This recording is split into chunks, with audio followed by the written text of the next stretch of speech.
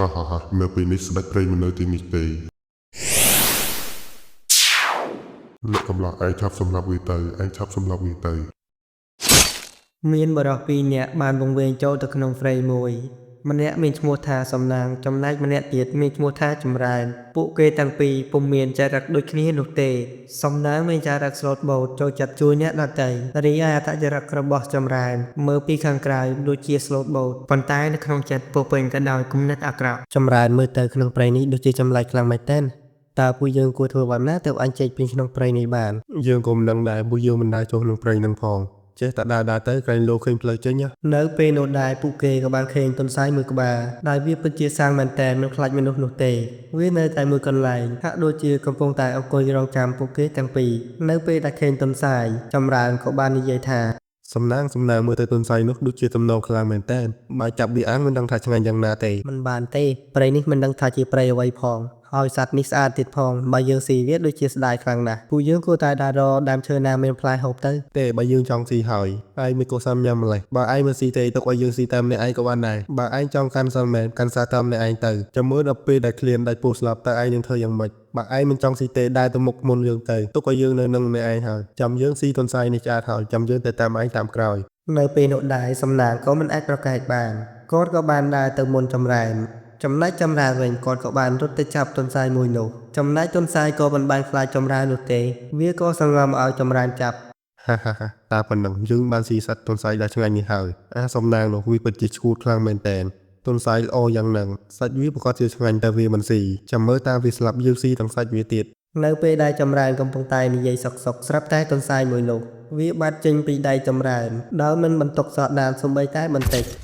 តើទន្សាយនោះទៅណាបាត់ហើយឬមួយយើងប្រើភ្នែកមែនទេតិចលោខ្មោចលងទេដឹងមិនតែខ្វល់អីច្រើនទេវ៉ៃមួយទៅប្រហែលជាវាលួចចេញពីដៃអញទេដឹងចម្រើនក៏ស្មានថាទន្សាយនោះលួចចេញពីដៃខ្លួនហើយលួចរត់ចេញទៅកុំឲ្យគាត់ដឹងរីឯសត្វទន្សាយមួយនោះពុំមែនជាទន្សាយធម្មតានោះទេវាគឺជាស្ដេចនៅក្នុងព្រៃនោះហើយក៏ជាអ្នកដែលគ្រប់គ្រងបិសាចនៅទីនោះផងដែរបិសាចទាំងឡាយនៅពេលដែលឃើញគេពុំមាននរណាហ៊ានប្រព្រឹត្តទង្វើដែលមិនល្អណាមួយនោះទេហេតុនេះហើយទើបធ្វើឲ្យក្នុងព្រៃនោះមានសណ្ដាប់ធ្នាប់ជាខ្លាំងប៉ុន្តែវាក៏មានបរិយាកាសគួរឲ្យខ្លាចផងដែរមើលទៅអ្នកកំឡោះនោះពិតជាខុសខើខ្លាំងមែនតើយើងខំក្រឡាខ្លួនជាទុនសាយតូចដែលមានរូបរាងដែលគួរឲ្យស្រឡាញ់ហើយនៅហ៊ានចង់ស៊ីយើងទៀតប៉ុន្តែអាអ្នកកំឡោះមួយទៀតដូចជាចិត្តល្អដែរតាយើងនឹងតាមថែរក្សាអ្នកកំឡោះមួយនោះដល់រាប់ណាអ្នកកំឡោះនោះនៅក្នុងព្រៃមួយនេះក្រោយមកស្ដេចនៃព្រៃក៏បានចេះតែក្រឡាជាសត្វនេះសត្វនោះដើម្បីទៅសាកល្បងទៅកាន់សំណាង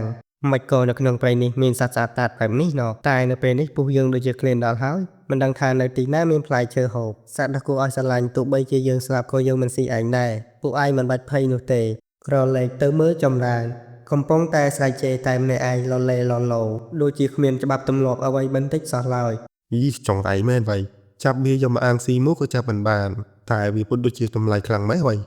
ពួកសត្វទាំងអស់នោះដូចជាវាចេះស្ដាប់យើងនិយាយចឹងភ្លាមនោះស្រាប់តែដើមឈើមួយរំកើនៅពីក្រោយចម្រើនដែលមានទំហំធំខ្លាំងមែនតែន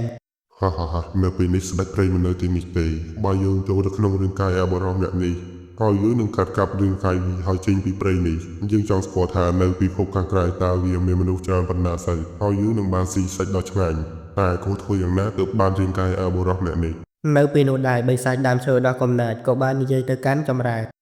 អាអ្នកកំឡោះតើឯងចង់ចាក់ចេញពីព្រៃមួយនេះដែរទេថាម៉េចអ្នកណាគេកំពុងតែនិយាយជាមួយនឹងយើងនោះឬមួយឯងជាខ្មោចមែនទេឆាប់ចេញមកឲ្យលឿនមកយើងមិនខ្លាចឯងទេខ្មោចចង្រៃឆាប់ចេញមកជប់ស្លន់អីយើងមិនមែនជាខ្មោចនោះទេតែគួរតែប្រាប់អាបរមអ្នកនោះថាយើងគឺជាអ្វីទៅមកប្រាប់ថាយើងគឺជាបិសាចវាប្រកាសជារត់មិនខានអូនៅឃើញហើយប្រាប់វាថាយើងគឺជាទេវតាទៅឯងគឺជាអ្វីទៅមិនគុំមិនប្រាប់យើងឯងកុំអាភ័យអីយើងគឺជាទេវតានៅក្នុងព្រៃមួយនេះបើឯងចង់ចាក់ចេញពីក្នុងព្រៃនេះយើងអាចជួយឯងបានប៉ុន្តែវាមានលក្ខខណ្ឌអីទៅទេវតាឆាប់និយាយប្រាប់យើងឲ្យលឿនមកសំណាងបាននិយាយពាក្យសម្ដីយ៉ាងជ្រាំឆ្គងទៅកាន់បិសាចមួយនោះដែលធ្វើឲ្យបិសាចពិតជាចូលចិត្តទៅអត្តចរិតរបស់សំណាងមែនតែនមើលអាបរមអ្នកនេះវាពិតជាមានចិត្តអាក្រក់ខ្លាំងមែនតែនវានិយាយពាក្យសម្ដីចេញមកពិតជាមិនគួរឲ្យស្ដាប់នោះទេតែវាពិតជាល្អចំពោះយើងចង់បានរាងកាយមនុស្សអាក្រក់មកធ្វើជារបស់យើងវាអាចធ្វើឲ្យយើងកើនលើរដ្ឋអំណាចមួយកម្រិតទៀតបើឯងចង់ចេញពីព្រៃនេះឯងឲ្យរាងកាយរបស់ឯងមកយើងកាន់តែមកថាយ៉ាងម៉េចឯងចង់បានរាងកាយយើងមែនទេណាបើឯងយករាងកាយយើងតែយើងនឹងស្លាប់ហើយមែនទេ មិនមែនទេឯងមិនតស្លាប់ទេគ្រាន់តែឯងរស់នៅរាងកាយតែមួយជាមួយនឹងយើង ទេយើងមិនព្រមទេឯងឆាប់ទៅរកអ្នកផ្សេងទៅយើងមិនព្រមឲ្យរាងកាយយើងទៅឯងនោះទេ ចប់សិនឥឡូវយើងចែកពេលគ្នាកាន់កាប់រាងកាយរបស់ឯងនៅពេលយប់យើងនឹងកាន់កាប់រាងកាយមួយនេះចំណែកឯងនឹងកាន់កាប់រាងកាយមួយនេះនៅពេលថ្ងៃ ទេទោះបីជាយ៉ាងណាក៏ដោយក៏យើងមិនព្រមជាមួយនឹងឯងដែរ ណែឯងជប់អាបកាយជាមួយនឹងយើងមើលយើងមិនតន់និយាយចប់ទេនៅពេលដែលយើងចូលទៅខ្លួនរបស់ឯងនឹងមានរត់អំណាចយ៉ាងខ្លាំងក្លាអស្ចារ្យទោះបីជាឯងចង់ធ្វើអ្វីក៏បានដែរចង់កាប់ចង់សម្លាប់អ្នកណាក៏ដោយក៏គេមិនហ៊ានធ្វើអ្វីឯងនោះទេ ហាតាមមានរឿងអស់បែបនេះមែនទេបើអញ្ចឹងមែនយើងនឹងមានអំណាចដ៏អស្ចារ្យហើយយើងចង់ខ្លាចជាអ្នកមាននៅពេលណាក៏បានដែរ ឯងគិតយ៉ាងម៉េចហើយអាអ្នកកំឡោះ បាទយើងជួបព្រមជាមួយនឹងឯងទេវតាឯងឆាប់ចូលក្នុងខ្លួនរបស់យើងមក នៅពេលនោះដែរបិសាចដែលបន្លំខ្លួនធ្វើជាទេវតាក៏បានចូលទៅក្នុងខ្លួនចម្រើននៅពេលដែលចម្រើនមានមហិទ្ធិឫទ្ធិរបស់បិសាចក៏បានដឹងទីតាំងនៅក្នុងព្រៃនេះយ៉ាងច្បាស់គាត់ក៏បានធ្វើដំណើរទៅកាន់សំណាងយ៉ាងលឿនព្រមតែមួយផ្លែតគាត់ក៏បានរកឃើញសំណាងចម្រើនតែឯងសម្រាប់សត្វទន្សាយនោះហើយមែនទេ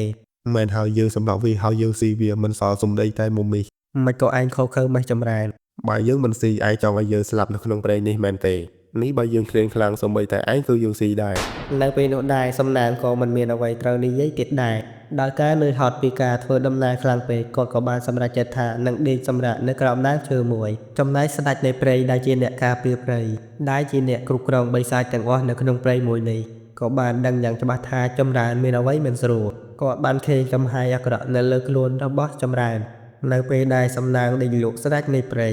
ក៏បានលួចប្រើវេទមន្តជប់សំណាងឲ្យទៅជាដើមឈើមួយហើយក៏បានជប់នៅរុករានសំណាងคล้ายៗមួយមកដើម្បីបោកបញ្ឆោតចម្រើននិងបិសាចលេចនៅរុករានពិតផងដែរប ិសាចចង្រៃឯងនៅហ៊ានធ្វើអ្វីមិនល្អនៅក្នុងព្រៃនេះទៀតយើងឃ្លាតឆ្ងាយឯងតែបន្តិចឯងហ៊ានធ្វើអំពើអាក្រក់ហ៊ានទៅចូលក្នុងខ្លួនរបស់មនុស្ស ចំណែកចម្រើនក៏បានមកពីបត់ជើងតូចគាត់ក៏បានឃើញសំណាងនេះលក់យ៉ាងស្កប់ស្កល់ក៏បានកើតនៅគំនិតអាក្រក់ ហាអាសំណាងវាជីលុបបាត់ទៅហើយនេះប្រសិនបើយើងសម្លាប់វាហើយបើឈាមវារឹតអំណាចយើងនឹងកើនឡើង បិសាចដែលនៅក្នុងខ្លួនរបស់ចម្រើនក៏បាននិយាយពីក្រោយផងដែរ អ្នកកំឡោះឯងឆាប់សម្លាប់វាទៅឯងឆាប់សម្លាប់វាទៅ ទេវតាឯងកុំភ័យមើលចង់យើងសម្លាប់វាហើយទេវតាឯងចង់ស៊ីឈាមដែរមែននឹង មែនហើយយើងក៏ចេះស៊ីជាមនុស្សដែរឯងសាប់បើឈាមវាទៅបើសិនជាឯងបើឈាមវារត់អំណាចឯងនឹងកាន់តែកើនឡើងហើយពួកយើងទាំងពីរនឹងចាក់ចេញពីក្នុងព្រៃនេះដែលចាប់មនុស្សស៊ីបន្តទៀតពួកយើងទាំងពីរនឹងគ្រប់គ្រងពិភពលោកនេះទាំងមូល ចំណែកសំណាងក៏បានដឹងខ្លួនតាំងពីយូរណាស់មកហើយតែគាត់មិនអាចកម្រើកខ្លួនបានដោយសារតែគាត់បានត្រូវវេទមន្តរបស់ស្ដេចនៃព្រៃ